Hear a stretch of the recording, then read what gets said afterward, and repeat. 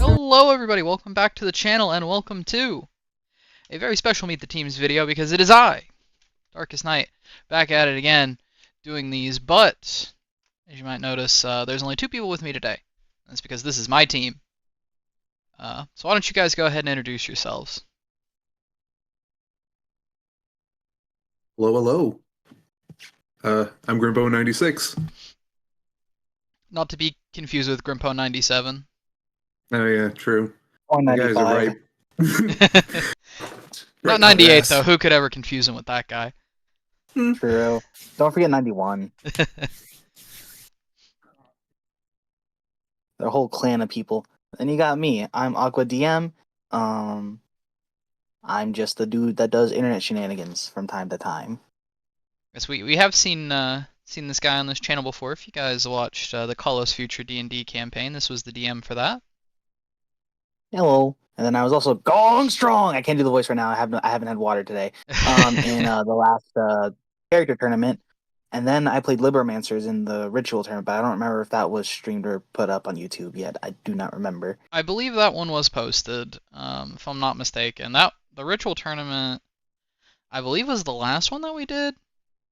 Yeah, it was So the most recent one. We stopped for a while because everyone kind of got beat by LSA because of the those weird ritual monsters that like don't take damage and instead deal it to you. Mekonko. We all love Mekonko.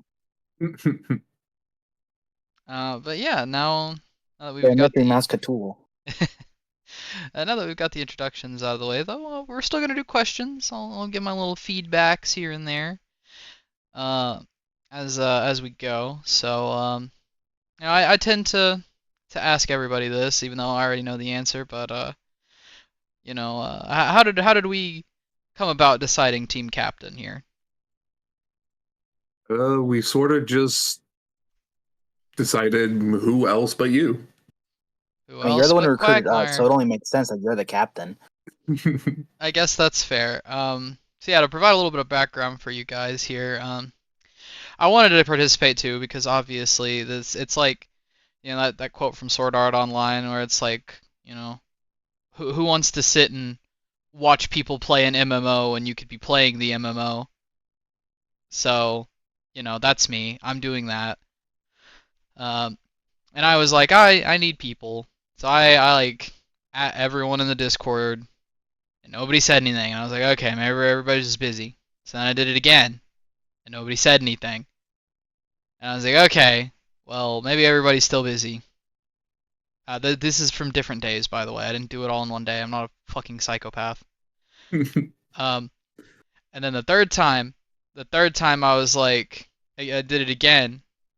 And then Grempo responded. It was like, yeah, I'll join your team. Like, I didn't expect nobody to say anything. And I was like, you know what? I really didn't expect anyone to say nothing either. Honestly, I was quite surprised it took 3 days for that because I assumed someone would have been like snap answer. Yeah, no one seemed too interested. I don't know. Maybe they didn't want to. They didn't want to be associated with the guy running the thing. Who knows? They didn't want to be at the Pegasus in the tournament. Right. Yeah, it has a bit of a stigma. But yeah, after that, I was like, I don't know who will be our third though, and I was like, wait, I'm gonna go kidnap Travis, and so I did. Yep, I was essentially just dragged here from the Shadow Realm.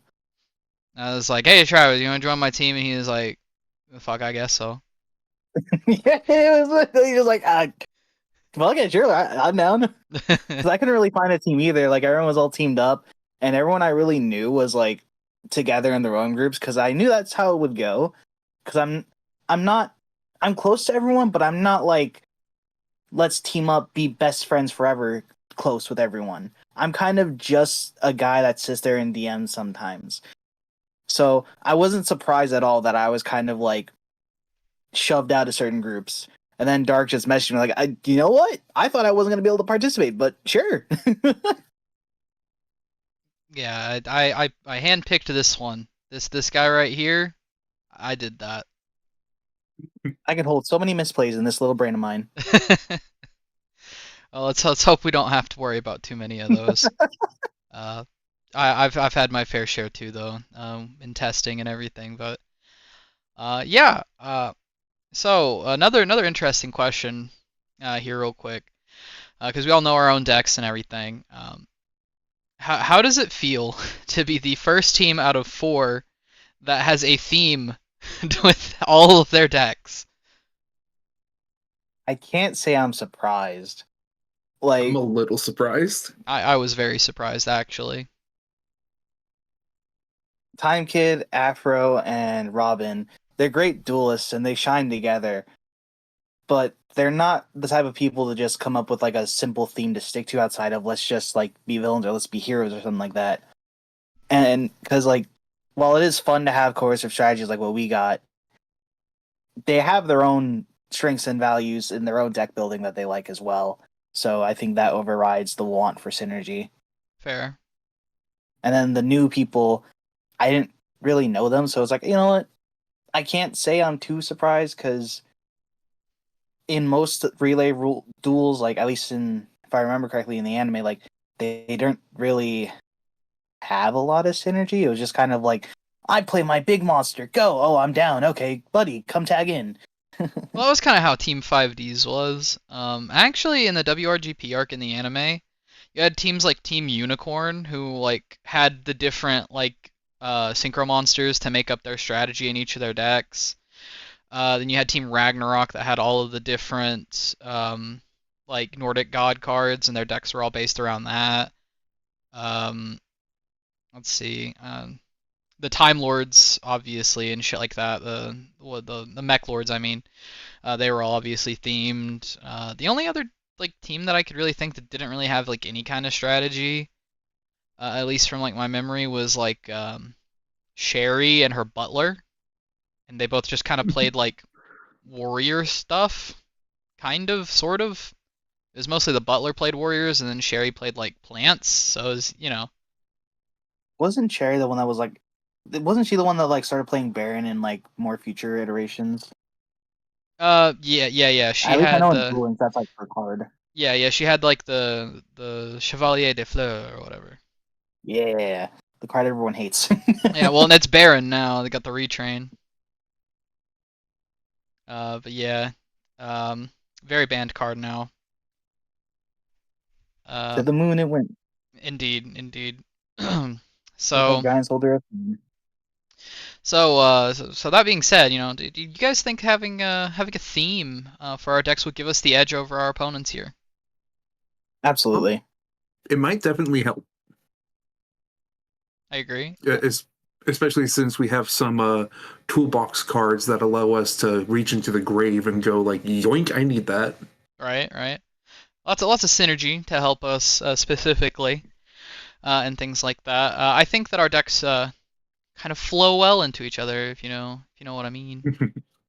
Yeah, like honestly, I do think synergy is like the best way to go for this kind of thing because you get stuck with a field full like so like we saw in the last duel, spoilers ahead, but when one of them goes down and then switches and they keep their monsters in back row, that back row was unusable.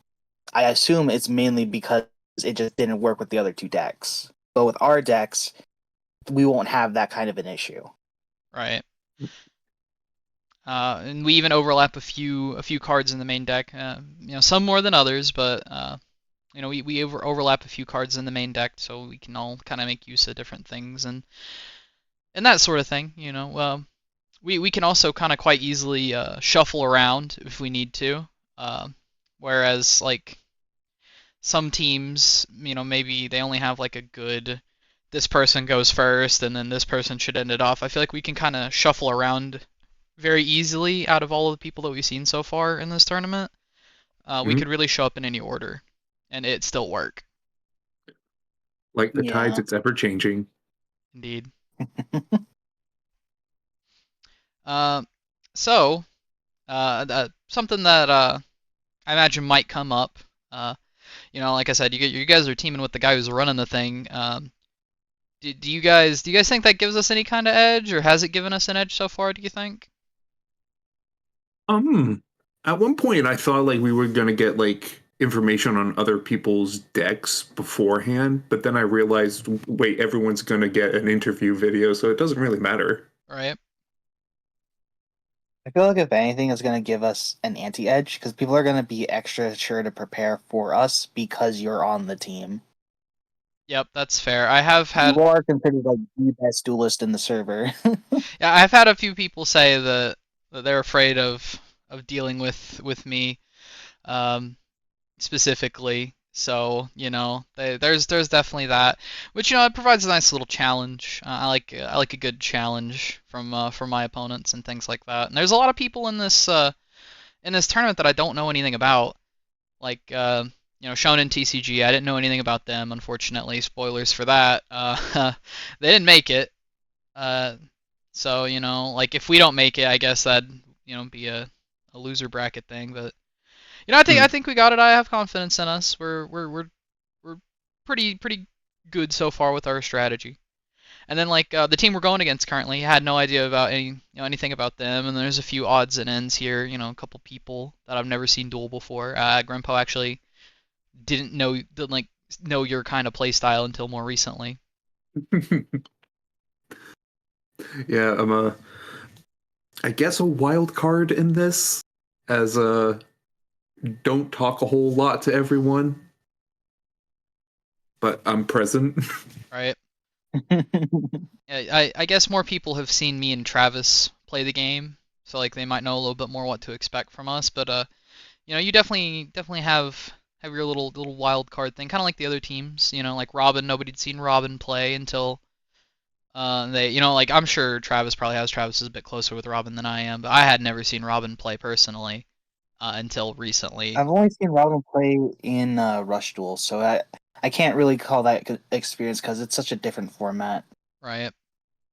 But Timekin and Afro, I'm very familiar with their duel styles. Oh yeah. Time Kid, first ever tournament, got second place. Sorta got slapped around in the last couple tournaments, I won't lie. Coming back with a vengeance this time.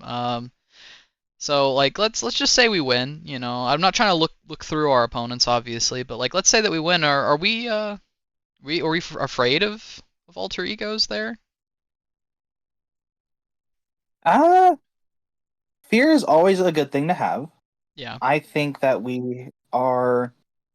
I think we have the tools to deal with the main threats that I've seen from them.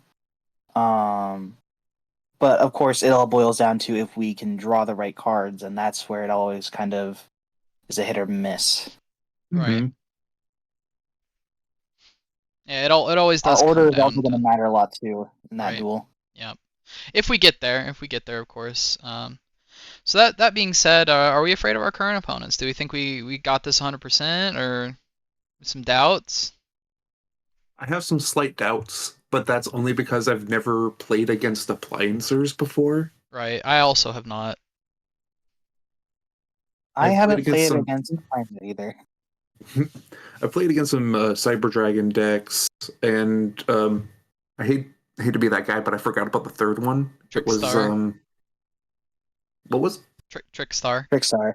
Trickstar? Yeah, that one I haven't played against as well. So Yeah, I I've know. played against Trickstar. They're all right. I think we have a good chance against them, at least in my experience, because I played against Afro's Trickstars before in Master Duel. Uh, It's pretty interesting. That was the so there. I don't remember when this conversation was happening, but he was wanting to play his funny lesbians. That was the deck he was referring to. okay. And then for Cyber Dragons, I'm accustomed to Cyber Dragons thanks to I've ran them, I've played against them. They are a very good deck, but I do think we have the tools to overcome them. Yeah, I know Cyber Dragon forward, backwards, and sideways. I've played that deck 100 times, so that one I'm definitely. I feel like I'm well equipped to deal with. I know the choke points for the deck. That kind of thing. I also I've played against Trickstar a lot. Back when they were meta, they really aggravated the shit out of me. I don't really know how the new support works though. I won't lie, because I haven't really played against them since the new support came out. So like that could take me by surprise. And appliances I've never seen before. Like I've never seen anybody play them. Like I've seen the cards and like the character in the anime and stuff, right? But like I've never seen anybody play them like competitively. So that'll be interesting to say the least. Yeah, I've looked at them a lot and I've considered them a lot, like for my D&Ds, but I've never really looked too deep because I was like, they have Link monsters. We aren't there yet for a D&D, so I'm just gonna leave them on the back burner. Right, right. So I'm very interested to see how they work. All I know is that a lot of them have very little attack points, which makes me intrigued because that means they must have some kind of good effects. Right. There's a lot of like low link links there too, like a couple link ones and a link two, that kind of thing. So like that's it's definitely unique. It seems like definitely like the feel like some more like a disruptive play style than like a combo kind of deck that's like ending on big monsters and stuff like that.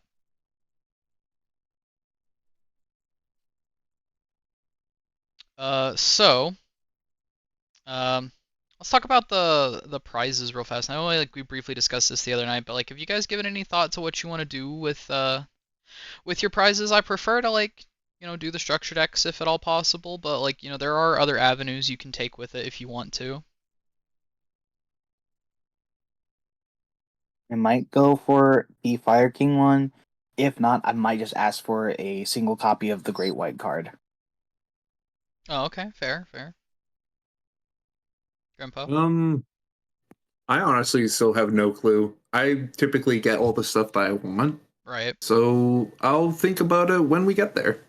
understandable. I mean, there's also like other stuff like Travis. I know you like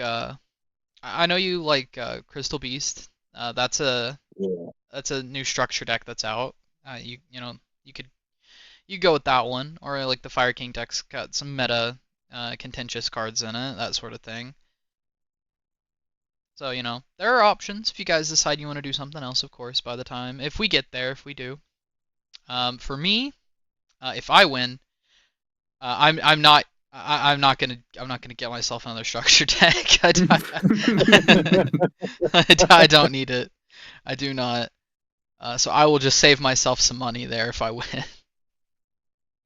Uh, Understandable. like more recently, I bought the Blue Eyes structure deck, so that counts. That counts. And I bought that, and I bought some singles to go like with it. Well, technically, I bought two copies of it because like the way they do it, they actually have a lot of triplicates in there. So realistically, I only need two unless you want to get like three copies of the staples, which I already have a couple of like the staples in it, like Ash and shit.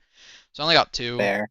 and then like I got some singles to go with it, and so that counts. That'll be my that'll be my tournament winnings there if I do win. I didn't already buy 3 copies of the Crystal Beast structure deck, I probably would have picked that. No questions asked. That's fair. But when it released, I fiended on that shit. I picked 3 up immediately. Of course. I mean, as one does. I mean, like I said, the Blue Eye structure deck, I think it had been out for like a day, and then I was able to go and like pick it up, and I was gonna get three. I was gonna do it, and I was looking at the back and looking at the card list, and I was like, oh, there's 3 copies of this card and 3 copies of that card, and 3 copies of this card, and I'm like, okay, well, I don't really need three. Like two would probably do me just fine to get like 2 copies of the new cards, and then I can just purchase the third copy I would need like um, from TCG Player and stuff. So that's what I ended up doing. Fair, fair. Save me some money because like some of the cards I probably wasn't really gonna use. Like some of the cards you know like like the new structure deck you can play meta, but I don't know. I just like to build it casual. Play it casual and have like the staples kind of sit in my bulk for like when I actually do build a competitive deck. Uh, That's understandable. I get that. so so that being said, we're gonna move on a little bit here. Um, to some more questions, if you guys don't mind. So we're gonna get into who like you guys. You've been around the server for a little bit, Travis especially. Who do you guys think our biggest threat would be going into this? Could be somebody we've seen, somebody we've not seen. My immediate thought goes to B's team. Yep, yep. I gotta Like B agree. is just such a consistent duelist and so good. He either tops or gets second place in a lot of the shenanigans we do, and he's just a really good competitor. He knows this game very well, and he has a knowledge of the game that I couldn't even fathom. Like he's just that guy. He is that guy. He is that guy. Yeah, I would say it'd probably be B's team. B's team has two people that I know are quite good on it. Like you said, B's on there, obviously. Emil is quite good as well. And I don't know much about Second Shadow. I really don't. I've never seen them play the game, but I know that they do play it, frequently enough to where I could see them being a major threat as well. Second Yeah, Second Shadow's Shadow's kind really of good their in like they're kind of our their Grimpo. yeah. The mystery card. They're very good at progression. I know that, but I haven't played with them in actual Yu-Gi-Oh. Right. If Emil is playing the deck that he helped test my deck with, I'm a bit scared of him. Not going to go too in depth of their deck because leaving that for their deck tech. But I'm a bit. When you see my deck, you might see a theme that might get shut down by another theme. Yeah, I've tested it with B as well. And yeah, I know what he's playing, and I'm not looking forward to it. I'm not gonna sugarcoat it, but hey, I mean, I've beat it before in testing. He's beat me before in testing, so it could go either way. We'll see. And obviously, if anybody has done any testing or anything against anybody, it's perfectly fine.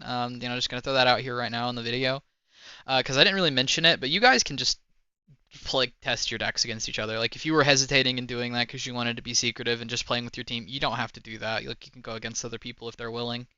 It doesn't break any rules or anything like that. It's completely up to each person, of course. Just wanted to throw that out there. I know we're like a little bit deep here because this is a fourth team out of 8, but just to throw it out there because I never really said it before. It never really came up in conversation. I'm only tested against you guys. And that was what, yesterday? Yeah, yesterday was my first time using this deck for We- the tournament. We've been very minimal about our testing. We really have. I don't know if that's confidence or what it is, but yeah, I just don't have time. yeah, that's fair. One of the cards I just added yesterday just officially came out, so All right. Nice. So we've been a little liberal in our testing, but we've had our decks for a little while.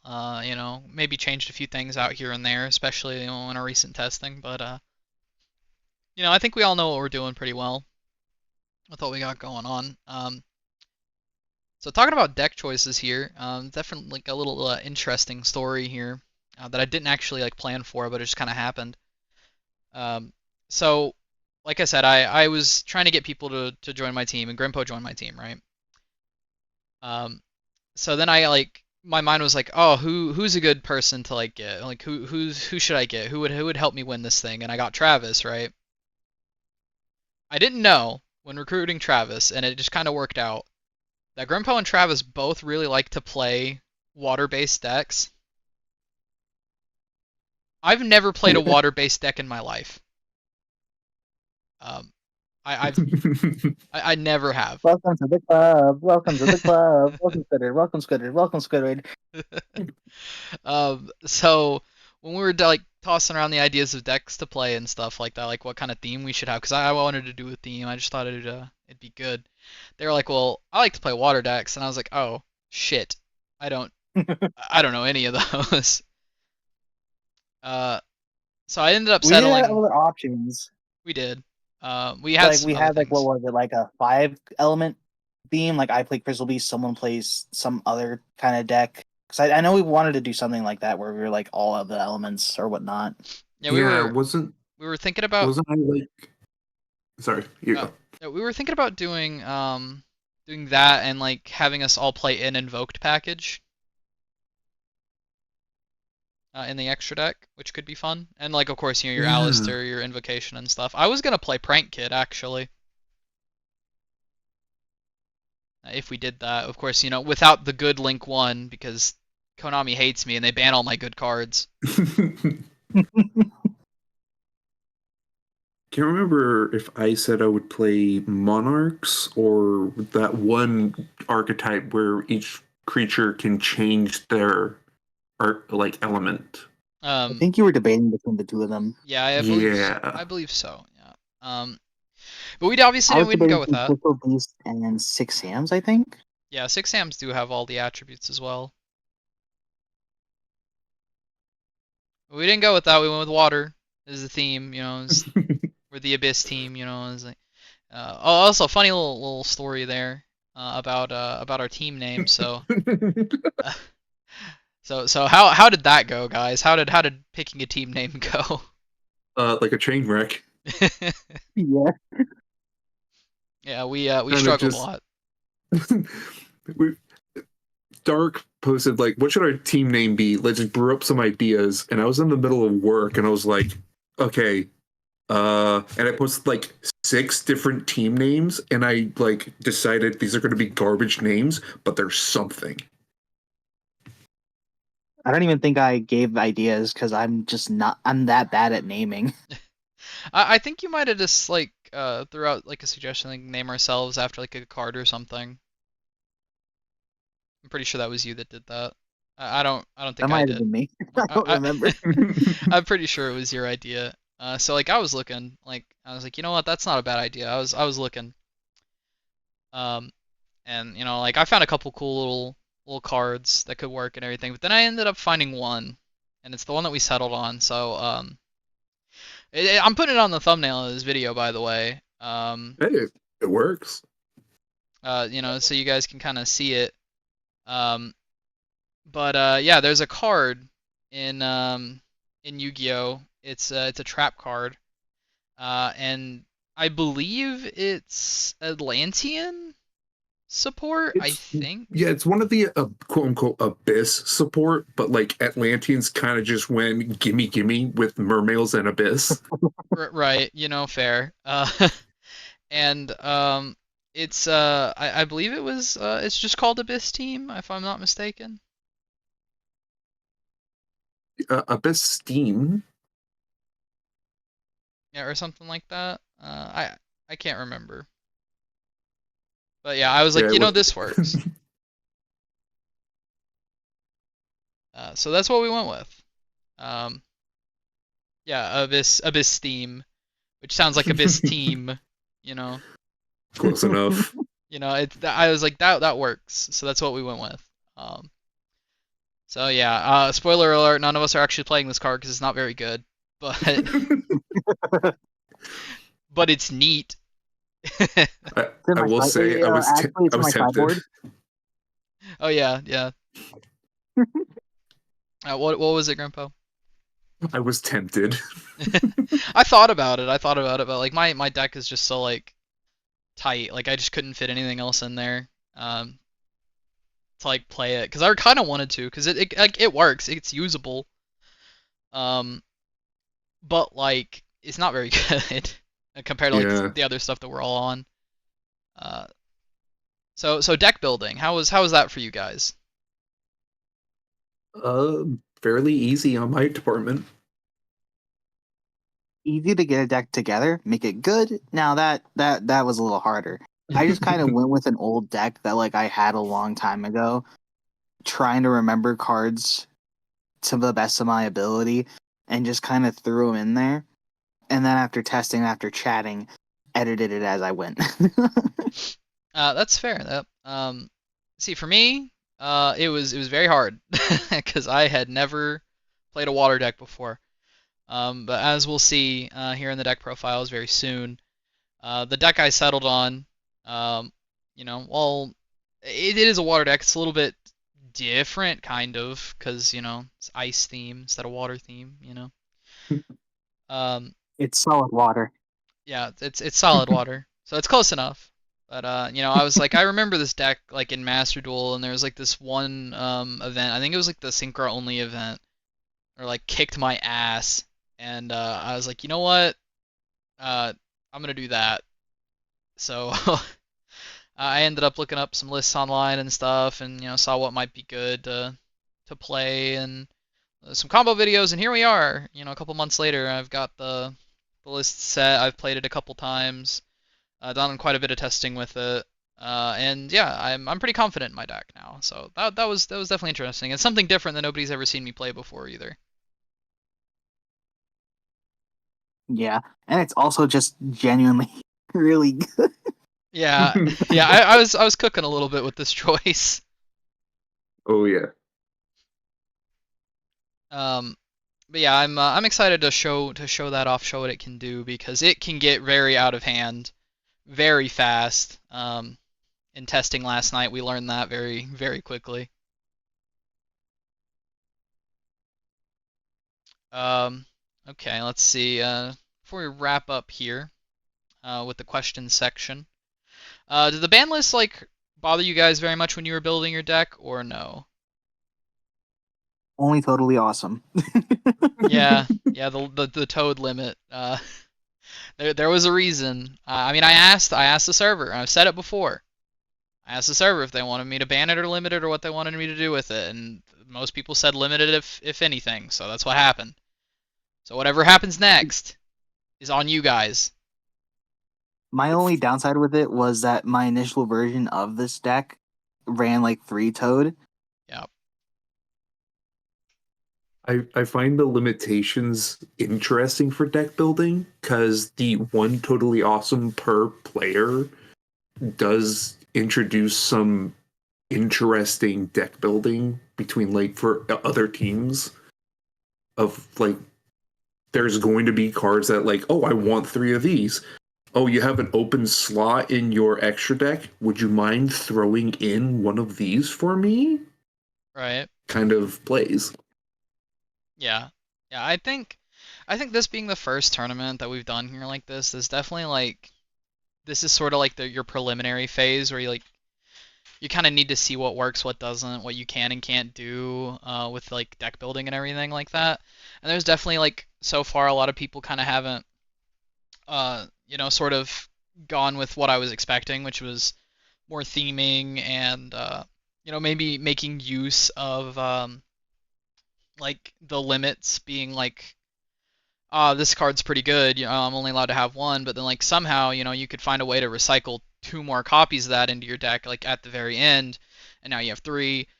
That kind of thing. And I think that we'll see a lot more of that if we get to do some more of these. I'd like to do some more of these tournaments, for each increment of 100 or so members in the Hive Discord, depending on when we do it. Like obviously, if somehow randomly we get like 200 members tomorrow, I'm not going to be able to throw another one of these together immediately.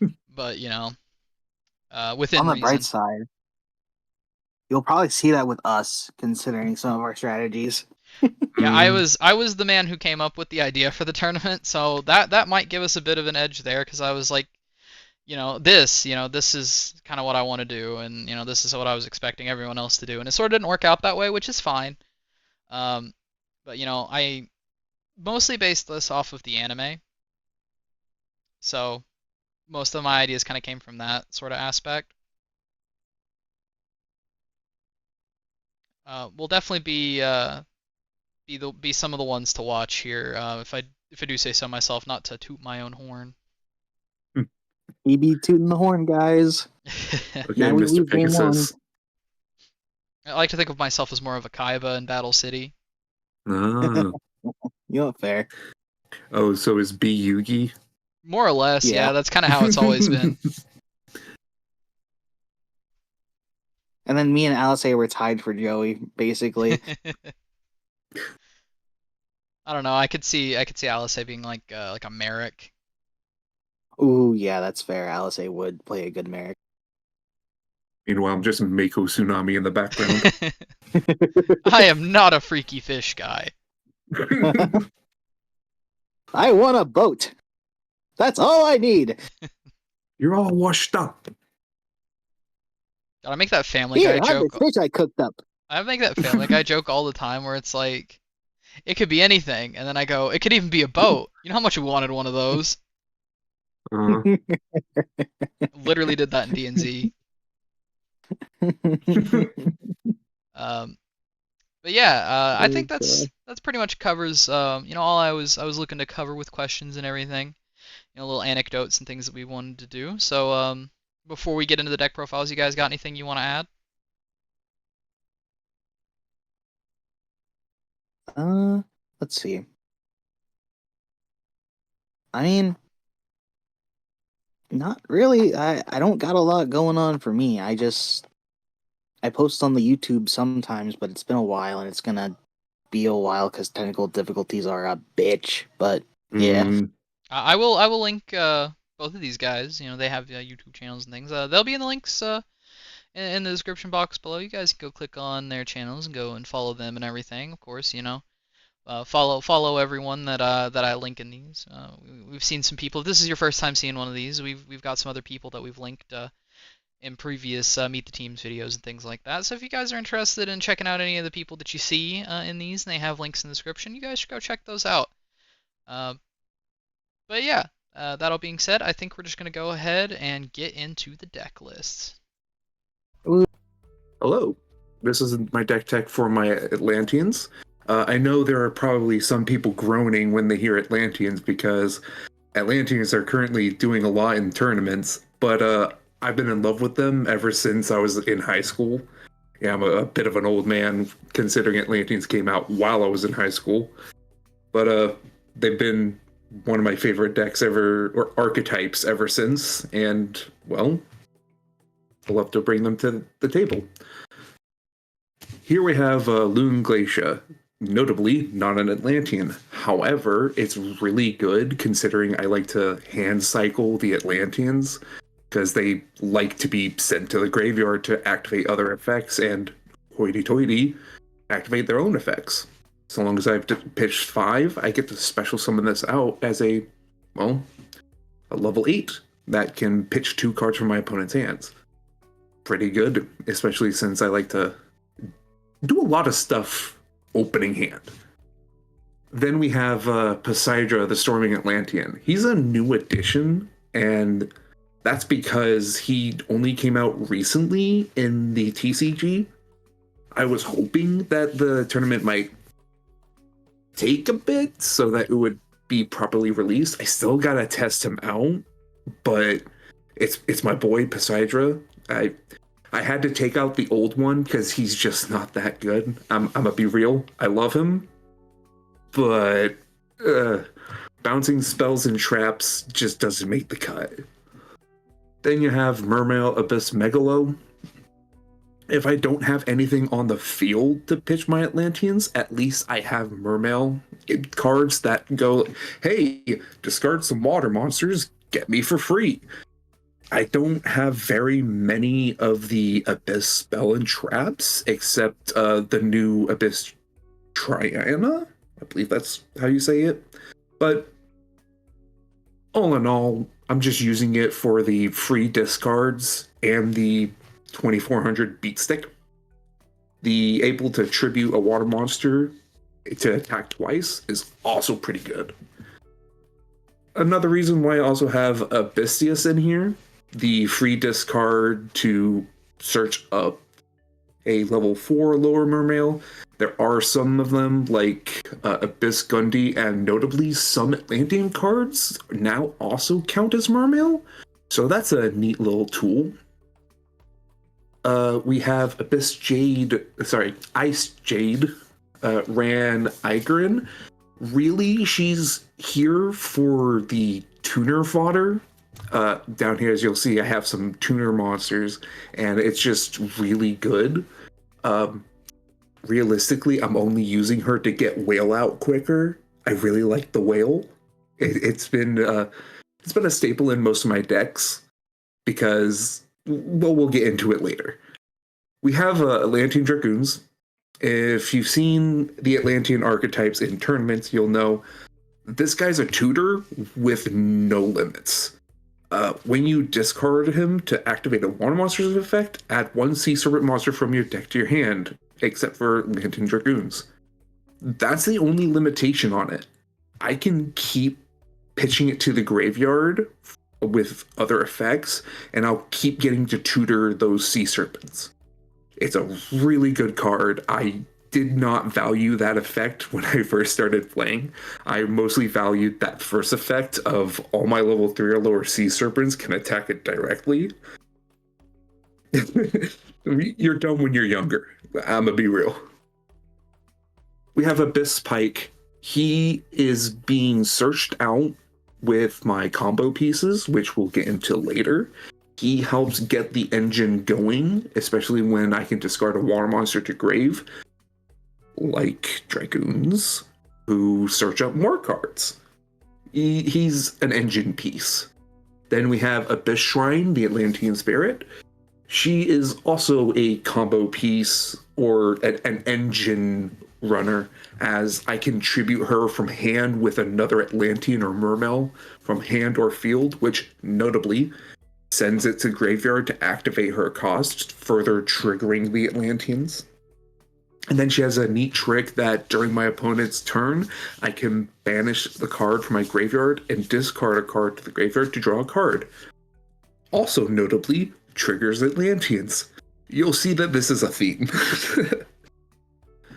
Abyss Gundy is a card I don't want to have in my opening hand because I'm trying to remember which card it is, but there's a card that allows me to discard her after I've searched it to hand, and then I'll get that revival effect a lot easier. But we'll see it in the duels because guaranteed it's not going to happen every time. But, Marksman, really good discard fodder if my opponent has like a Mirror Force or Scrap Iron Scarecrow or something that like triggers on attack. I can pitch Marksman to any of my monster's effects and just pop it. But if like by some myriad of events I summon it, I can hit someone with it and then bring out an Atlantean to the battlefield to then go into an XYZ or maybe even a Link or a Synchro somehow. Deep Sea Minstrel, sorry. It's another discard fodder. I can discard it and another water monster to look at my opponent's hand and temporarily banish a card from them. Really useful in this deck, because if I don't know my opponent's deck all that well and I'm worried about what they have in hand, I can hand trap them temporarily so I can get my combo going without interruption. Then I have Armored Shark. Really, it's only here because of one of the XYZs I was recommended. I don't want it in hand, just like Abyss Gundy. Abyss Gundy. And I hope not to draw it. But once again, we'll see where things go. Then we have Mermail Shadow Squad. It is a new card for the Atlanteans, and hoo boy, do they make a funny duddy. I can discard them to the graveyard to discard one. Oh, sorry, not them. I can discard any water monster from my hand to the graveyard to make all my monsters level 7. Why level 7 specifically? It's one of the XYZs. We'll discuss that later. It's very handy, and when they themselves are pitched, I get to special summon a need to double check the wording on it. An Atlantean or Mermail monster of level 4 or lower. Very handy and part of the combo. Deep Sea Diva, I believe they are the best 2-star water monster because they typically, you normal summon it, you bring out what you really want to the battlefield. In this case, it'll be Neptibus. Essentially, I have quote-unquote 6 Neptibus in my deck, so I guarantee Neptibus will get onto the battlefield and get my combos going. But if I don't use her for that, then she's just a great tuner for, like, with further cards you'll see in here, it becomes even more accessible. Heavy Infantry. Really good card in my opinion. If it gets pitched to the graveyard, I get to destroy one face-up card, not monster, not spell, not trap, any card, just so long as it's face-up. And also, if it's on the battlefield, I get to normal summon an additional time of a level 4 or lower Sea Serpent type monster. Notably, Deep Sea Diva is a Sea Serpent. Fits it. So there is a play where I play infantry into Diva, into Neptibus, or any other monster to set up a board of sorts. It's what I would have done previous to this archetype change. Is it bad? Probably, but I would still do it. Then we have Neptibus, the star of the show. Why is he the star of the show?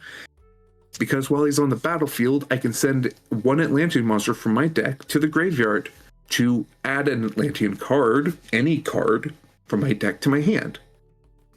It gets the combos going, and it is the combo engine.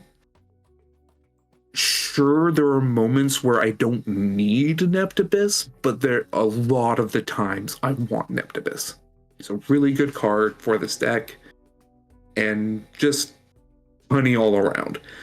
And if at some point I tribute him or send him to the graveyard to activate a Water Monster's effect, I get to just revive an Atlantean monster, no limit. Except for it being once per turn. So then you have 1-for-1, easy way to get Neptibus. Moray of Greed, you can never go wrong with them, because shuffling the water monsters you needed back into your deck to draw 3, really good. Also, that's a Moray. Aquarium stage, making it to where water monsters can't be destroyed by battle by non-water monsters. As far as I've seen, there's not that many water monster decks. So if we really want to get onto the defensive, which as far as my teammates' decks goes, we really don't want to be on the defensive. But hey, things happen. And it's a continuous, so it will stay on the field even after I die. So then we have Abysstane Triana. It is a revival / special summon for Atlanteans and Mermales. It helps if someone, let's say, negates my Deep Sea Diva summon or some other card effect. I can then just revive back or special summon out a different Atlantean or Merman monster. And then later, if I've put water monsters into my graveyard, I can then banish this card to shuffle them back into my deck and reuse them later. We have Lemuria, the Forgotten City. It helps with the tuner archetype portion, where I can give all of my water monsters or my allies' water monsters levels equal to the number of water monsters on the battlefield. It really helps. Also, that 200 buff you can't really scoff at, because sometimes you both play 3k beaters and the one who has the field spell wins. And then we have the Virtue Stream. It's a pretty dang good trap card. Destroy one of your own monsters, destroy 2 of your opponents. Yay. Now we're on to the extra deck. I got Abyss Keeper in here because it seems like a good play to have at least one form of banish removal. And even though it asks for fish, we have a fish. It happens. You never know. Marincess Coral Anemone. Really good revival. Part of the combo. It does what the Marincesses are good for.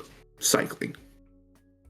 Then we have Mermail King Neptibus, who is a hitter. He protects the monsters sitting behind him. He will also, every once in a while, he can tutor up the Triana, which is really helpful. And sometimes he can cycle stuff. You got Totally Awesome. Unfortunately, you can't have a water deck without Totally Awesome being there somewhere. Then you have the Virtue Dragon. Searches up the Virtue Stream. Really handy. Also, I can move some materials around to my other XYZs, which might happen. Don't know, but it might. You got Abyss Dweller. He had easy level 4 XYZ was on the battlefield with a water material on it, which I don't think I have non-water monsters in my deck, so it's guaranteed to give a 500 attack boost.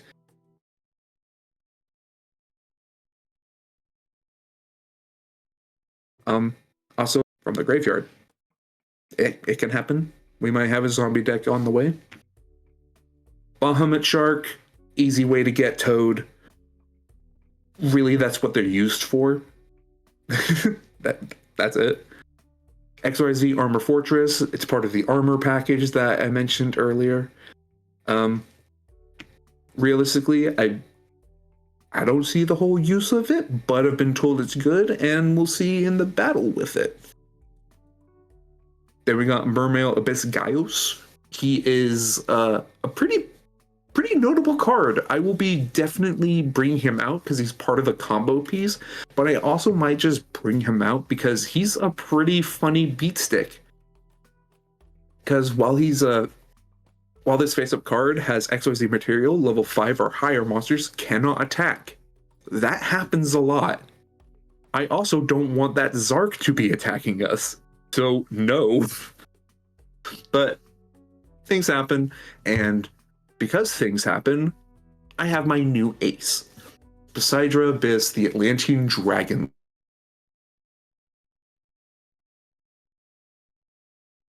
Lord. On top of another mermail. Notably, Abyss Gaios is a mermail. Or an Atlantean, but I'm not running that one because I'm still trying to learn them. Either way, focusing more on Poseidra Abyss. He can, once per turn, you can detach 2 materials from this card, then send 1 monster card from a hand or deck to the graveyard, activating further Atlantean shenanigans. To return up to 3 cards my opponent controls to hand. Notably, doesn't target. I just choose them, and bye-bye!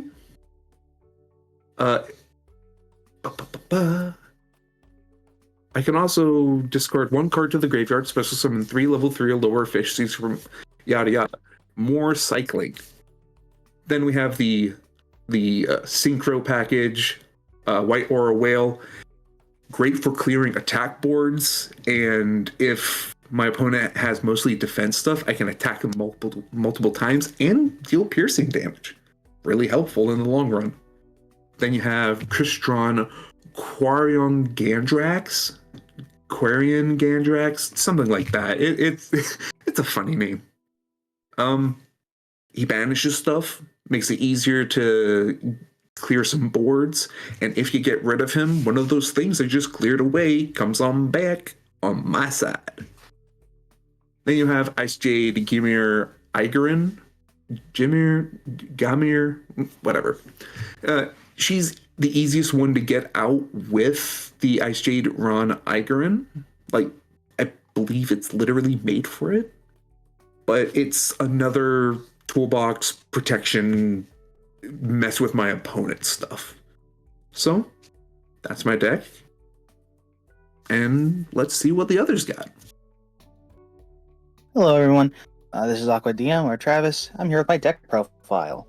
I have a lot to say, but also have not a lot to say. So I will probably be one of the quicker ones. So our first card in the deck list is Gamma Seal, the Sea Turtle Kaiju. I'm pretty sure you all understand what kaijus are and what they do. They're just kind of very good removal. That's kind of the main hope for them. This is just get rid of big threats like boss monsters and things like, oh, you have your like big dude out? Nuh-uh. Have this guy instead. Then next to them we have Crystal Shark, which is a new addition to this deck. Essentially the hope is to combo it off with a spell card White Mirror, which we'll get at later. Send to grave, and then add a card from grave to hand.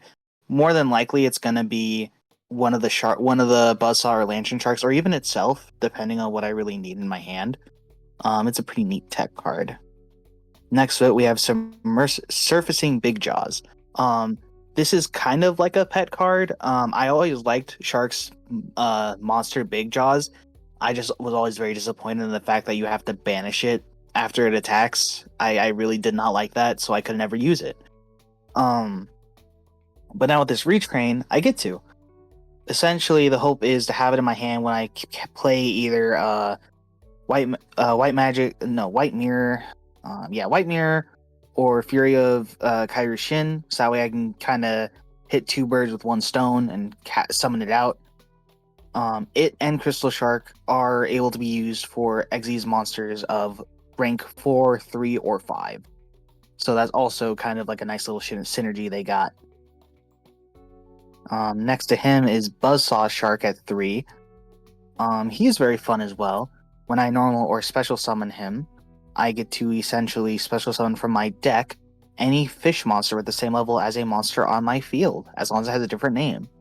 So the combo here is play Buzzsaw, get any other water I can that can help me combo off, and then just kind of keep the combo going.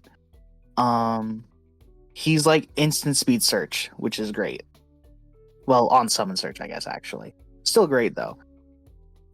He, like all the others, can be Xyz'd with, if I remember correctly, rank 3, 5, or 4. That's going to be a very, very much recurring theme in this deck. Next to him, we have 2 right-hand sharks. He's kind of just here. I love him. I think he's very fun. If he is normal summoned and I have the left-hand shark in my deck or in my hand, I can just kind of... Oh, wait, no, sorry. If he's normal summoned, I can just add it to my hand, and then if it's in my graveyard and I have no monsters, I can special summon it but banish it when it leaves the field. Its real stuff kind of shines with the fact that it lets me get left hand, which is nice. And then also, if I use him as material, the card that's equipped to can't be destroyed by battle. So that's really nice. I basically just kind of get an immortal being outside of being hit by like Dark Hole or Raigeki, things like that. Running him at 2 because I wanted to make room for other cards, and he's not like a centerpiece of the strategy unlike the others. Nibiru kind of kills this deck, but not really, because I special summon, but not as much as I could. It really depends on the hands I have and the way I'm playing. Next to him is Lantern Shark at 3. It's Buzzsaw Shark, but instead of going from your deck, you summon from your hand. That's basically all there is for him. He's just another cool, I get another guy on the field. So ideally I have Lantern, let's see, Lantern, right hand, Buzzsaw, any of those combos, and then another card in here. Summon Lantern, special summon the other level 4, and then use my other monster to hand to special summon, then use Shark Stickers to special summon. It's just a lot of special summoning off of, like, summoning. It's a lot of snowballing. There we go, that's the term. Next is Silent Sea Needle at 3. If I have a water monster, I can just special summon this card from my hand. It is very good. It doesn't have the cool effect that the others have where they can rank with level 3, 4, or 5. It's just only useful for level 4s, but that's not the end of the world. And then I can banish it from my graveyard to put 3 water monsters from my graveyard back into my deck or extra deck. I think this is going to be a very good tech card for the team as a whole, given we're all water theme. So not only will I be able to use it to get my Xyz monsters out, I'll be able to use it to help my friends out when I'm no longer able to compete. They'll be able to just use this in the graveyard and be like, oh, I want these cards back. Next up is Left Hand Shark, the little buddy to Right Hand Shark. It's basically the same thing as Right Hand Shark, but if it is special summoned from the graveyard, its level becomes 4. Essentially, if this card is used as an Xyz material, the card that it Xyzed with cannot be destroyed by card effects. So if I can have right hand and left hand under one monster, that monster just becomes immortal. Minus targeting. It can still be targeted. Running them at 2, because again, wanted room for other cards. Next up is Armored Shark. This is a newer addition to the deck that I'm not too sure on, but I'm not too against it yet. It was recommended to me by the team. Essentially, he can kind of just like let me send something from extra deck to graveyard, become that level. He's also something to search off of for my Xyz cards. And then I can also just kind of equip him to a monster. So that's kind of another thing I want to do, is mainly utilize him for. Utilize him for a name, and then utilize him for that equip effect because of my boss monster. Running him at 2 just because I don't really need 3. And then next is Shark Stickers. He's at 3. This card is a kind of just... I think this is the only card in the deck that Shark actively used in the anime, because Bahamut Shark didn't get a showing in the anime, to my knowledge. When a fish, sea serpent, or aqua type monster is normal or special summoned, I can just special summon him. He doesn't have the cool rank 3, 4, or 5. He's just used for rank 3s, but that's fine. He's just an additional special summon on top of everything else. And then next to him is this one I always have a bad time pronouncing. Butananiful Princess. I run it at 2. It's just a nice, if I really have nothing to do, I can just summon it and banish it to get a different guy from my deck. Or if I special summon it from, say, like, I don't know, from the graveyard or something, I get to use this effect right away. It's just a nice extra security blanket for if I don't have any real plays in my hand, which should be very rare, but if you've seen me play, you know how my luck is. Next to them is White Mirror, our first spell in the deck at 3. This one's really good. It lets me special summon a level 4 fish monster from my graveyard, and then I get to add 1 monster from my deck to my hand with the same original name of that monster. So, say I bring back, I don't know, let's say I bring back Lantern Shark. I can bring another Lantern Shark from my deck to my hand. If I choose not to activate this Lantern Shark, I can summon that Lantern Shark, the second one, and use its effect to bring another level 4 from my hand to the field. So it's kind of like a nice little way to potentially combo off again, to kind of just keep climbing. Next to it is Salvage. Just nice, basic 2 water monsters, 15 or less attack. I get to just put those back in my hand. More than likely, it's only going to be used for cards like Shark Stickers or even maybe Lantern Shark. Doesn't have the best utility, but I mean, it's nice to have some kind of graveyard recursion in decks. Now the meat and potatoes of the deck. The next 3 spells. Fury of Kairyuu Shin. Initially, this and Torrential are what the deck were based around. The idea was initially to just use this, get Torrential, set Torrential, bring up Bahamut, summon Toad, pass, and just kind of sit on it, and just keep doing that over and over again. Since then, the deck has evolved, but that was the basic of it when I first initially did the deck. So essentially what this card does is it lets me add a Torrential from my deck to my hand, and then if a water monster or monsters I control will be destroyed by card effects, I can just banish it to negate that destruction. If I think any cards in my deck are gonna get hit, I'd say this is probably potentially the one. Although I hope not, because my deck does kind of require it. Ice Barrier as our only trap, well, not only trap, but our one of our one-of traps in the deck. It's just a really good card. I get to make, if you attack me, I make your attack 0 and your effects are negated. And I can banish it from my graveyard to add a water monster level 5 or higher from my, send a water monster from English. Send 1 level 5 or higher water monster from my deck to the graveyard. Then I can add 1 water monster from my graveyard to my hand. This is a good way to send Crystal Shark to add a different card to my hand, then activate Crystal Shark, and just kind of keep going off like that.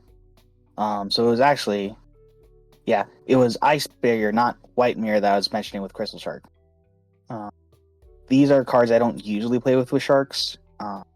It's usually the Fury of Kairyuu Shin kind of shark that I play. So this is kind of a first for me.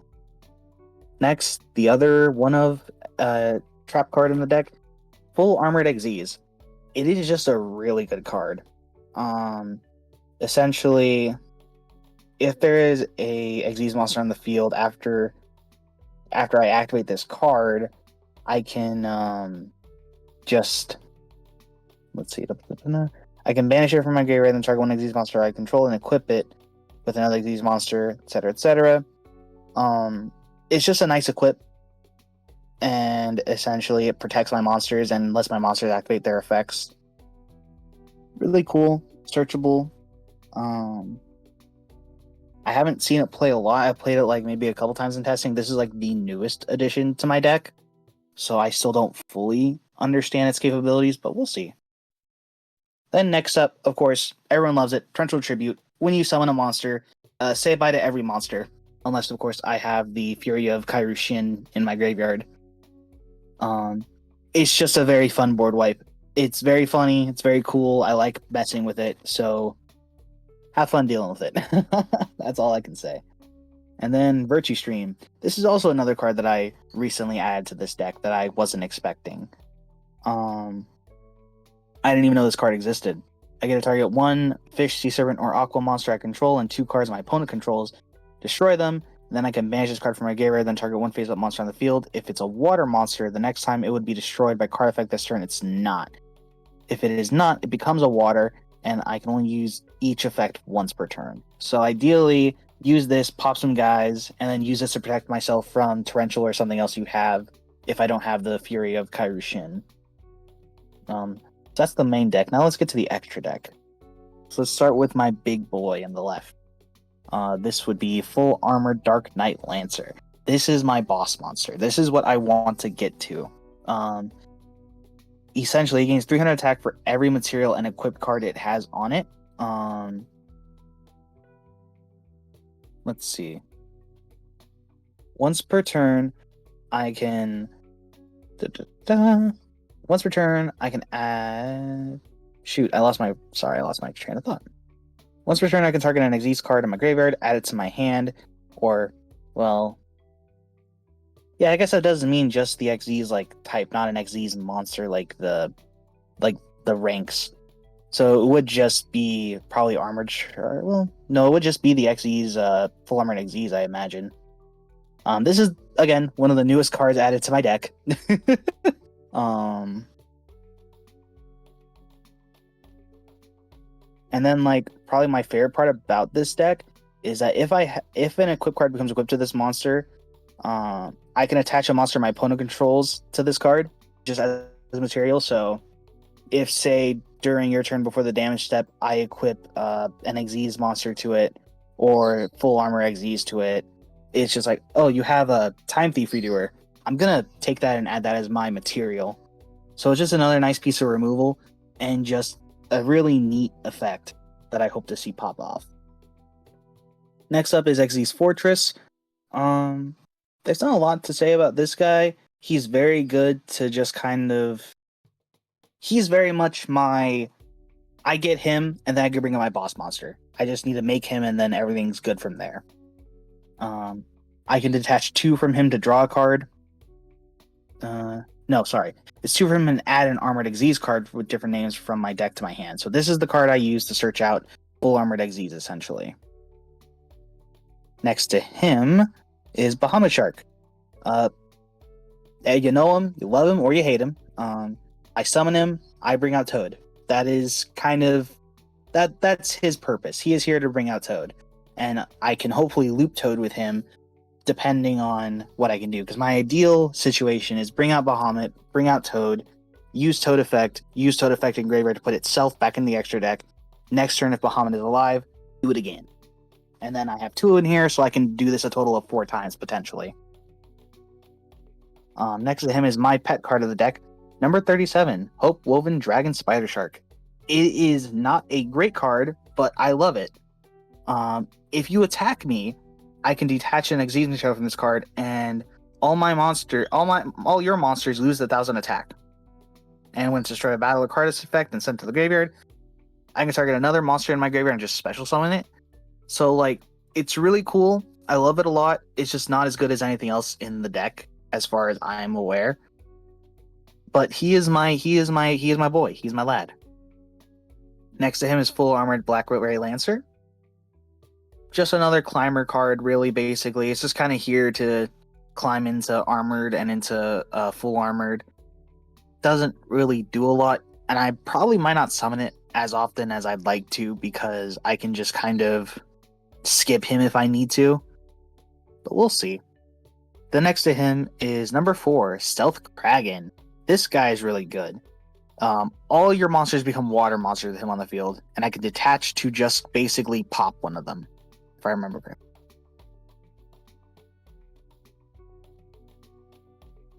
Yep, I destroy it and then deal half of its attack to you as life point damage. So it's just kind of a fun little guy, and then when it dies, I can bring out 2 little spawns,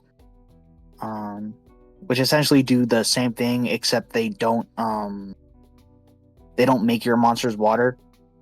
So they're kind of just here to fill up space, and because they're cute little guys. He's probably not going to see much play either, but on the off chance I need him, I need him. Next up, we have Abyss Dweller. Standard, one of the best water XZs we have. I just can use him to turn off your graveyard effects. So if I'm playing against a graveyard heavy deck or someone with like a that can play through like say Necro Valley, I just use him like no, nah. You're also in this hell with me. Probably not going to bring him out often unless someone has a lot of graveyard effects. So we'll see on him. Next up is Exy's Armor Torpedo. This is the guy that gets it all started. I make him, use his effect to draw a card, and then essentially I just overlay into Fortress and then overlay into Lancer. We'll use Fortress effect to get the trap card if I don't have it, then go into Lancer. He's kind of like the start to everything, and if he's gone, that's when I go into full armored Black Ray Lancer, because he can also make the armored Fortress if I remember correctly. Next to him, a card I haven't really seen in testing yet or even practice is Le Virtue Dragon. He lets me add Virtue Stream from my deck to my hand. That's basically what he's used here for, is just to add that, and then I can yep, I can just add a monster from my graveyard to my hand, which is nice, but he's probably not going to see a lot of play unless I really need that Virtue Stream, so we'll see on him. Then next up, you all love him or hate him, probably hate him, I love him, totally awesome. He's in every water deck. He can't not be, because he is a staple. Look at that face. Look at how cute he is. He is adorable. I don't care that you hate his effect. I love the little guy. He's just really fun. Again, loop him with Bahamut Shark and just kind of make your day living hell while looking at you with a goofy little frog. Next to him is Abyss Keeper. This is kind of one where I was not running out of time, but like running out of ideas. I didn't know what to throw in the last 2 slots. And Abyss Keeper is pretty generic. When he's link summoned, I can special summon a fish monster from my hand to a zone it points to. And then I can target another fish monster I control and one card of my opponent controls and banish them, which is really nice. So he's just kind of spot removal, which is neat. Probably not going to make him too often, but we'll see. Depends on how often I special summon. And then Coral Anemone. This is one that was told to me to play by my friends. Target one water monster with 15 or less 100 attack in my graveyard. Special summon it to a zone it points to. And if this card is sent to the graveyard, I can add one Marincess card. That part of it doesn't really matter because I don't play any other Marincess cards. It's just kind of here because it's generic, it's fine, and it's graveyard recursion, which is very good. And yeah, I'm sure most of you that know me aren't surprised that I'm trying to play the Funny Sharks. It's probably my favorite deck of them all to try to play. This is probably the newest version of Sharks I've ever tried. I haven't tried this kind of a playstyle to make a tower. But yeah, I hope you all enjoy. That's my deck list. Hello, everybody. It is deck list time for me too, and having a look at this. Look at that. You got some familiar faces here. Look at some of these cards. Like, we've seen some of these guys before. That's crazy. Anyway, I'll get started up here on the left with my triple Gamma Seal Sea Turtle Kaiju. This guy's in here to remove stuff that my other plays can't really do. Say my opponent has a problem monster that I can't get over or is going to threaten my combo. I can just drop this guy, if I'm going second, and play the game. So that's pretty nice. Having him here at 3 is pretty good, so I see him pretty often. And as you guys may end up seeing later on in the list, I can draw this guy pretty easily if I don't already open with one, for example. Then we have Ice Shade Ran here. So Grimpo played this as well, but I'm playing it for similar reasons and also slightly different reasons. So I can also go into this Synchro 10 with it, but I can I can use it to go into Lancia for myself as well, or like, you know, maybe have it on the board to like go into something else here. But it's mostly made for these two. A free Lancia is not bad, and then a Gimir, I don't know how you say this thing, you know, is also quite good. Protects my water monsters and everything. We'll talk more about him eventually, but yeah, this guy is here at 3 for that. Very nice card to see when I can see him. Then we have General Raiho of the Ice Barrier, the first Ice Barrier in my Ice Barrier list. He's not very good on his own, but if he gets summoned off of the effect of my Lancia, then he's going to make it so my opponent has to discard a card each time they want to activate a monster effect, or that effect is negated. So this guy can get out of hand pretty fast if I let my Lancia out turn 1 and then summon this guy. You basically get like one monster effect before you have to start discarding, essentially, with Lancia and this. And, you know, if you have no more cards to discard, then your effects are negated, so you're on a clock and you can only do a few things. Quite a good card for that. If you draw him, you're doing something wrong, though, and let's hope it doesn't come to that. Then we have our Gorgias, I think is how you say that name, Swordsman of the Ice Barrier. This guy's pretty neat at 3. Basically, if I control an Ice Barrier, I can summon this guy, and if I have an Ice Barrier monster that I want to summon in my graveyard or my hand, I can just do that. And notably, he's level 6. At level 6, he can make Lancia or Gimir here with a 4. Or if I want to put him in with like Warlock or something like that, he can make some other of these cards here. But mostly he's going to go into one of these two. With some tokens and stuff like that, I can also make some other things. But mostly in here for another guy that just makes an instant Synchro 10 for me. Then we have General Wayne of the Ice Barrier. It's another guy kind of like General Raiho. So Wayne here is going to make it so any spells and traps sent from the field to the opponent's grave are banished instead. It's not a super great effect, right? But I can also just special summon him going second if I draw him too, so he's not as bad as Raiho. So like if I draw him, he's not dead. And that could come up, it could be potentially relevant. This was one of my only outs to Paleo. Is this guy, summoning this guy and making it so the Paleos can't like go to grave.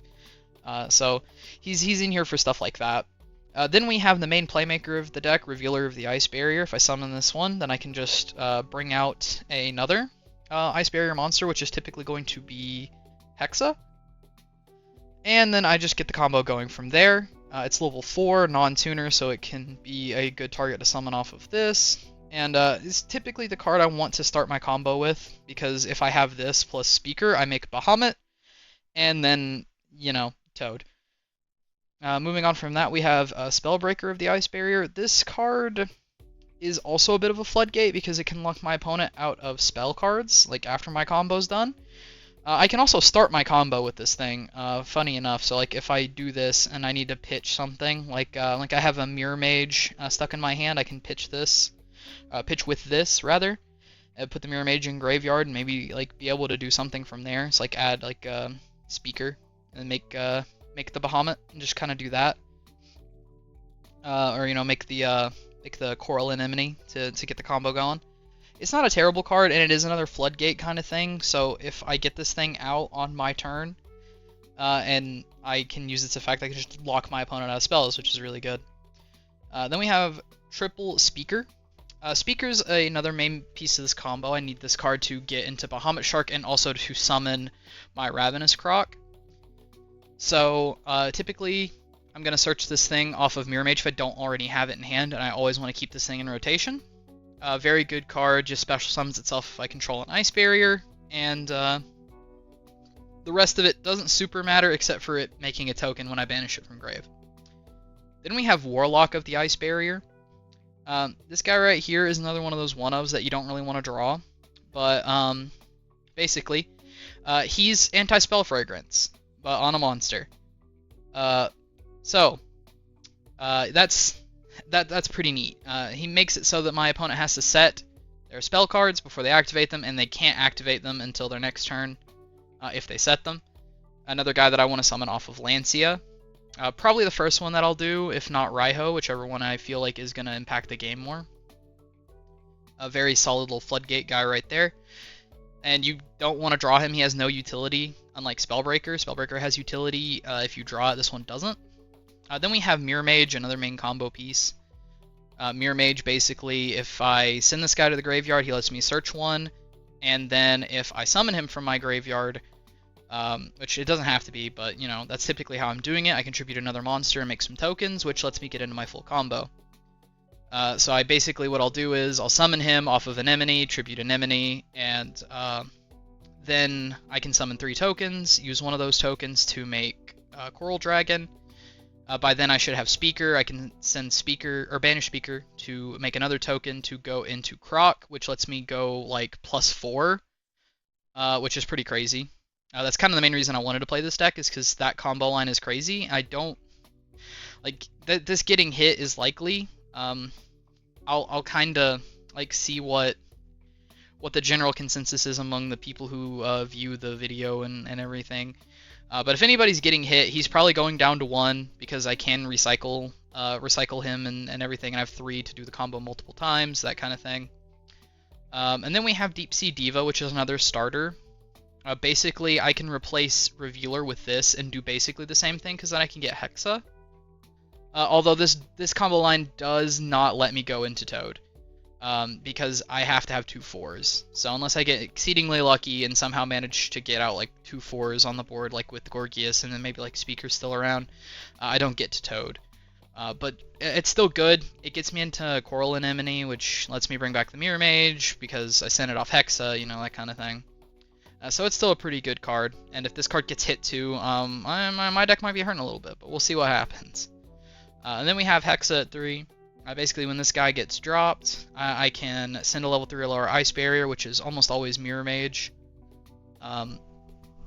Sometimes I'll want to send like another copy of itself to grave if I like want to do some recycling shenanigans on another turn with like Freezing Chains, or you know, something like that. But almost always Mirror Mage to get the combo started. This guy's really neat, and he enables me to do that play as well as to go into the Coral Anemone. Then we move on to the spells, which is just a Raigeki here. Generic, pops all my opponent's monsters. I've lost to this card a couple times in testing, so like, it's pretty good. So having it at the 1 copy that we're permitted is fine. Then we have Winds over the Ice Barrier, so this is like something that I can do, like if all my effects are negated on the board, I can just do this and like summon another piece of my combo and potentially like keep going. So basically what it's going to do is it's going to let me tribute any number of Ice Barrier monsters I want, special summon from my deck, that many level 4 or lower ones, with different names from each other. So I can potentially, like, say my Revealer gets negated and I want to use this, I can just get the Hexa and then like maybe try to do something else, you know, with that. It's just something as like a no shit button, it's only in here at 1, or I can just kind of use it, it's sort of like win more. At that point I can like pop some like stuff that I'm not really doing anything with, maybe get into some other stuff. But the main part of the effect that I want is during my main phase, except the turn it was sent to the grave, I can banish it and target an Ice Barrier that's banished from my grave and add it back to my hand. So that's like the main thing I want to like have this thing for. So like I can send that off of Hexa. There's a card that I can like send anything from my deck to graveyard that I'm played with, and this thing is definitely something to do with that. I can't remember which card it is off the top of my head, but it has come up in testing. Then we have the 1 Harpy's Feather Duster to pop back row. Another out that I had to Paleo was this. And then any other back row heavy decks, this thing just kind of hoses them, so that's good. Then we have 3 Medallion, 2 original and 1 alt art here, because I like this alt art. Basically this is just going to help me get to Revealer, or like, say Revealer gets negated, I can get Speaker with this to go into Bahamut to get to Toad, if you know, nothing else. Or maybe, yeah, it's just an Ice Barrier, so I could potentially get Gorgias off of it too if I have everything else. Just kind of help me do more, or even get my combo started if I don't draw anything. One of the better cards in the deck. It also isn't once per turn, notably. So if I like open 2 or 3 of this, I can just use them all. Funny enough, kind of broken, but you know, it wasn't good until the new support came out. Then we have the Freezing Chains here. This is basically just Monster Reborn for an Ice Barrier monster. But also, while I control 3 or more Ice Barrier monsters I control are unaffected by the activated effects of my opponent's monsters that were special summoned from the extra deck, which is just a long way of saying that they can't be killed by monster effects from the problem cards. So if I get this, and I have 3 Ice Barriers on my board, I'm basically fine. You know, it insulates me from a lot of things. And it does come up a lot because I will, you know, like if I get to my Lancia, I'm basically summoning these guys both in the same turn. So this does come up. We have the 1 Ice Barrier here. This card basically is just, you know, in here to stop attacks and things like that. But it also lets me mill a water to add a water monster from my graveyard to my hand. So essentially what I would want to do with this is to like pick up Revealer again to get the combo started again, or maybe potentially grab something like Gorgias if I want to. Because the water monster I pick up doesn't have a level restriction, so it can be either of those, or like maybe even a speaker if I didn't banish it, something like that. And like, say for example, I don't have Gorgias but I want him, I can just send him off of this and add him back. So it has a little bit of utility there. And then we have Triple Lost Wind. This card's basically just your Imperm stand-in for this format, where I can set it and my opponent's special summon monsters get their effects negated. And it also halves their attack, and I can reset it if they special summon again. So that's pretty nice. I basically have 6 uses of this card if I see all 3 copies of it, and I think that's pretty cool. And then, you know, it's always good to stop effects. So going first, if I get this plus my normal turn, like, it's probably GG's, I will just say. And it's very easy for me to see this card through drawing it, which we'll get into in a little bit. Moving on to my extra deck, we're going to have Trishula, Zero Dragon, and the Ice Barrier. Basically, when he's Synchro Summoned, I can just banish 3 cards my opponent controls, non-targeting. Which is pretty cool, and if it dies, I can just get the original Trishula out and make it bigger, which has come up before. So he's pretty cool. I like him for that. Highest level dude in the deck. And then we have our Lancia. This is one of the best cards in the deck to go into turn 1 if we don't just do Toad Croc.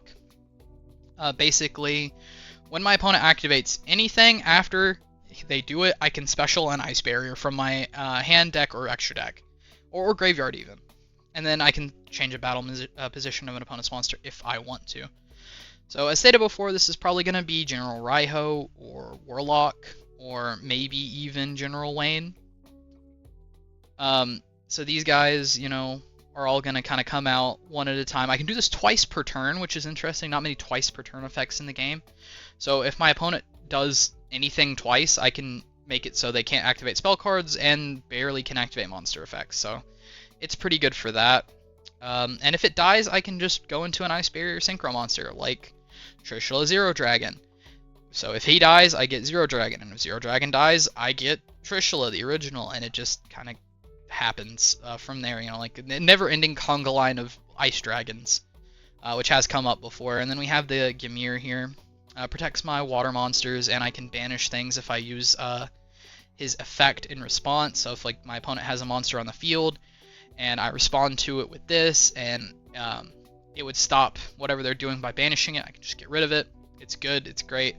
Also quite large at 3k, so it can hit over a lot of stuff, and its defense is, you know, kind of small, but, you know, what can you do?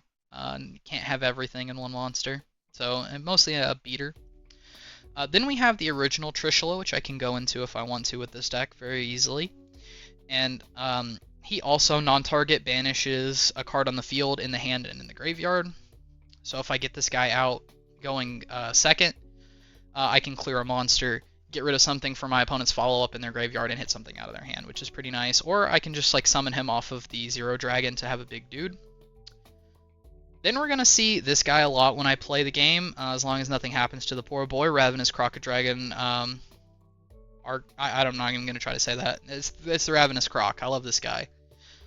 So my main combo is to go into him off of the Mirror Mage, and then draw 3 additional cards. And then he can pop cards and everything. So basically, with this guy plus the Coral Dragon play, I get to draw 4 cards from my deck, which can be Gamma Seal or Lost Wind or Ice Barrier or maybe even Raigeki or Harpies or something else to keep my combo going. So he gives me a lot of card advantage, and I love this dude. Look at him. Look at how cool he is. Anyway, moving on to Adamantipator Risen Dragite. Dragite is an Omni Negate. Well, I think it can't hit monsters, right? When your opponent activates a spell, trap, or card effect. Okay. So it can hit stuff like that. While I have water in my grave, I can just negate it, and if I do, I destroy it. So he's another Omni that I can go into if I want to. And it is possible for me to do it. I have like level 2 tuners like Deep Sea Diva, and if I leave Mirror Mage as a 2, I can like do sync with this, or if I have I have ways to go into him. It's mostly with Mirror Mage, you like making tokens and stuff. But he's pretty good. He's solid. If I go into him turn 1, I usually won't, but I can if I want to. And then I have a couple other 8s. So we have Gradle Dragon, which does kind of the same thing, where basically when I summon him, because I believe, this guy is an Aqua, so I make Gradle Dragon, and when I summon this guy, I can destroy cards my opponent controls up to the number of water monsters used for its Synchro Summon, and then if he dies, I can target another water monster and special summon it, but negate its effects. So I can bring something back like a Lancia or a Trishula. If I didn't get to summon the original Trishula for some reason or something like that, I can just do this to bring something else out. He's mostly in here for the pop, but he has some utility. Then we have the White Aura Whale. You've heard of this guy before, but in case you forgot, when he's Synchro Summoned, I can destroy all of my opponent's attack position monsters. And then he can make up 2 attacks on monsters each battle phase if some of them were to survive, or if it happens to come up later. And he does Piercing, which is pretty neat. And if he's destroyed by battle or card effects into the grave, I can banish another water monster to bring him back. And he's treated as a tuner then. So he has some utility. He does a lot of cool stuff. He's a board wipe, so we love that for him. Then we have our only 7, the Deep Sea Prima Donna, which isn't the best card in the deck, I will admit, but it's there in case I need to summon a 7 for some reason. Sometimes I'll find myself in these awkward fringe cases where I can make a 7 and not a whole lot else, and this thing's not bad for what it is. So basically, my opponent cannot target Synchro monsters that use this card as a material with card effects, so like it is a tuner, so I can use it to go into some of my bigger things if I want to. And then once per turn, I can target one of my opponent's banished cards and then add it to my hand or special summon a level 4 lower water, which are both good. So like, say I used Wayne to get rid of like, I don't know, Raigeki. My opponent like used it and it got banished, and then I summoned this. I can just get Raigeki to my hand from their banish pile, which is pretty neat. And then if it's into the grave, I can target a banished card and shuffle it back into my deck. Typically that would be Speaker from my banish zone. So yeah, she doesn't come up often, but when she does, she is useful, and we love her for that. Then we have Coral Dragon. This is the main synchro that I'm going to be going into before anything else. Basically, I'm going to make this guy with the Mirror Mage and a token, so that then whenever I go into Ravenous Croc, I get an extra draw, which is pretty good. And then, of course, I can discard a card and target a card my opponent controls and destroy it. So if I'm doing this going second, I can get an extra pop off of it if I want to, but going first, this is basically just to get my draws off. Then I have Brionic, Dragon of the Ice Barrier. This is just some non-destruction removal that I have access to by virtue of just playing Ice Barrier. I can go into this in the same vein, like I can go into Coral Dragon with Mirror Mage, I can go into Brio. Brio pitch some stuff, get rid of some stuff, bounce my opponent's board if I need to, just in case they have some stuff that says cannot be destroyed by your opponent's card effects, with still being able to be targeted. An old tried and true battle tested card that I hope gets to see some play, because I like this guy. I always have. Then we have Bahamut Shark. You guys have seen this guy a couple times now. Basically, just summon him, make Toad. You've seen Toad. You make Toad, you have fun. Look at him. He's such a silly boy. He negates things. What a guy. And then I have the double Coral Anemone. This card basically is my main playmaker. So I will be going into this out of the extra deck first and foremost if it's not Bahamut Shark. Basically, if I make an extra deck play, it's either going to be this or Bahamut Shark coming out first. And it's going to bring back my Mirror Mage is going to tribute it, and then I'm just off to the races at that point if you can't stop me. It's a very good card, has some utility. If I end up going later than my teammates, I can also revive their things with it to maybe get into some other plays, like maybe the more fringe level 7 Synchro, for example, or if I want to like go into a Synchro 8 that I don't really like have access to otherwise, I can do that. So it has a lot of utility in this particular event because it can bring back any of the water monsters that are, 1500 or less. So it's good. We all play it. We all share a lot of similar cards between our extra deck, where you got the Bahamuts, the Toads, the Anemones. Some of us have like the Ice Jade and then the Whale and everything. So we got a lot of nice little synergies going on. And everything. We're all playing pure water, so we're looking to flood away the competition, and hopefully that's gonna be good enough. And we are back from the deck profiles. I know they dragged on a little bit, but we had a lot to say about our decks. We've put a lot of thought and shit into our decks, so we hope you guys do appreciate that, and we hope that you guys don't mind the longer video there. With that all being said, do you guys have anything else you'd like to add or say to the folks at home here? We're gonna wash away the competition. Y'all are gonna be dragged into the abyss. For real, for real. I think that we got this.